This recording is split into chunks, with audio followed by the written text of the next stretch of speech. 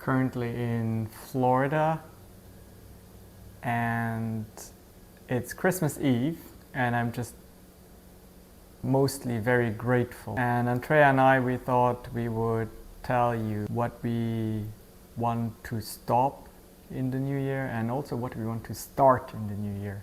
Because after all, life is all about creating your perfect happiness, whatever that means. And I would like to hear from Antrea first. Well, it's crazy, first of all, to think that we're already at the end of the year. I just feel like 23 went by so fast.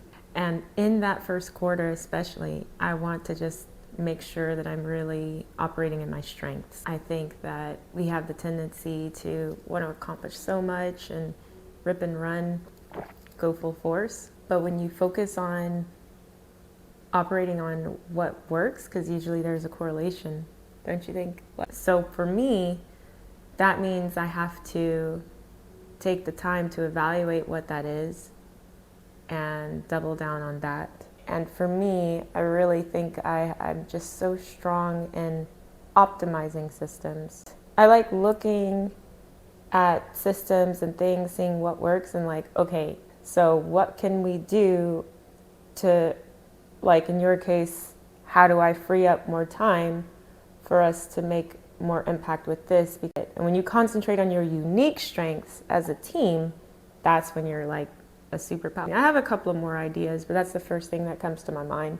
And so I think kind of the sad thing about that is the sacrifice. There's nothing gained without sacrifice. And whether that's time, waking up a little bit earlier, going to bed a little bit earlier, or later, however it is for you. Pushing some things off that don't have to be done now. There's always some kind of trade-off. And then when you build a community like we have, unfortunately, I think I'm going to make some changes and it will impact other people, but sometimes you have to slow down before you speed up. And you see some changes, but then when you run and things are coming together cohesively, then it's all worth it. Like, can you think of people or things or companies that have shifted the way that they do things and you're like, oh, they've stopped this, but then they come back with a newer and better product or a newer, better way to deliver whatever their service is, and you're like, okay. I think that's basically what I will stop is I am very good at so many things, and so far I have built my business and my foundation as a businessman based on pragmatic approaches. And I think for 2024, the biggest change is that anything and everything will only follow the rule of where is most value created, what do I really, really enjoy. And I do all of that to gain back time in my life, because we are definitely at a place where we work 14, 16 hours every day. I think it is sometimes necessary, but we have positioned our company and ourselves at a level where we can afford to slow down a little bit. And one thing that you notice when you build up your brand and your business is that you get sucked into a lot of collateral endeavors where you say, well, maybe this will lead to success. And sometimes you have to kind of take a moment, halt, and look at, okay, we've done that for a couple of years. Did we get out of it what we need? It's not going to be frictionless, because anything that you insert yourself in where you deliver value to that thing, they don't want to see you go.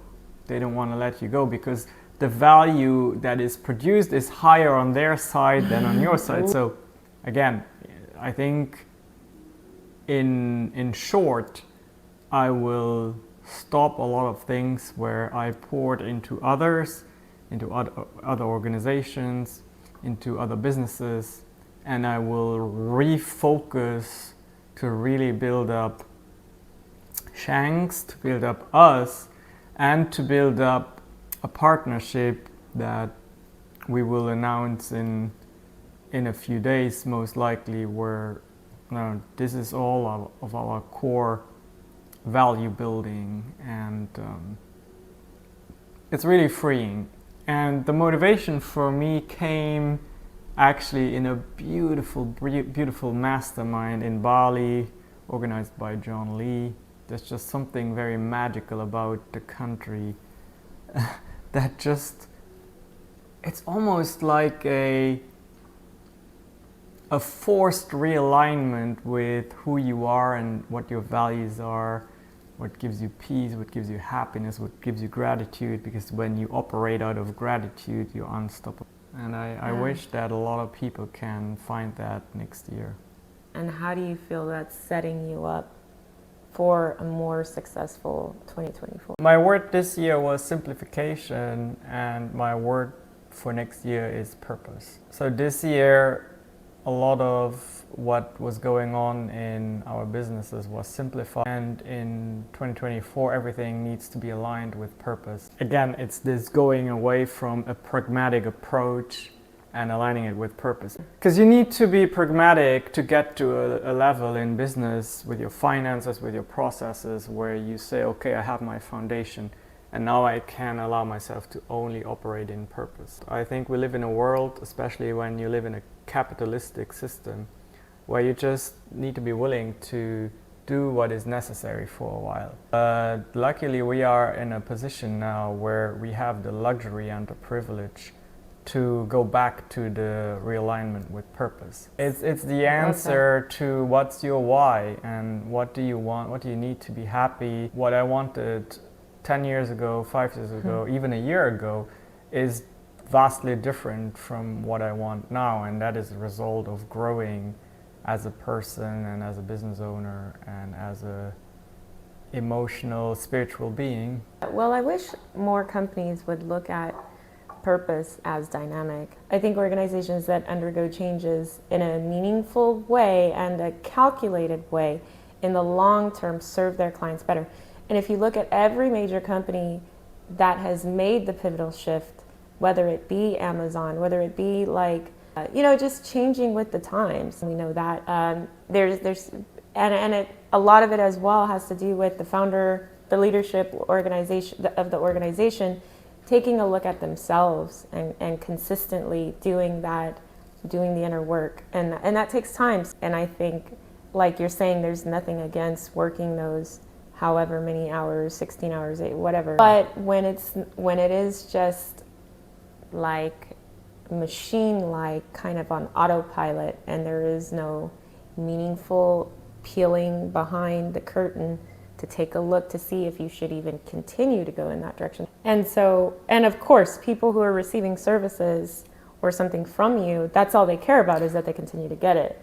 And that's where I come into play, because I feel like everyone needs to operate in their purpose. But if you really care, like in my case, because I deal more with the team and more with stakeholders or vendors or clients, where I have more hands-on contact with them. If you're not changing, you're not growing, you're just stagnant.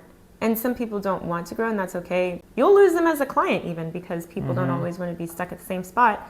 And so you constantly have to be evaluating, and then you may actually need to make the decision. I was here to take you from, 0 to $250,000 or $500,000 and $1 million. It could be your brand is changing. It could be the people you serve are changing. But anyway, back to the team.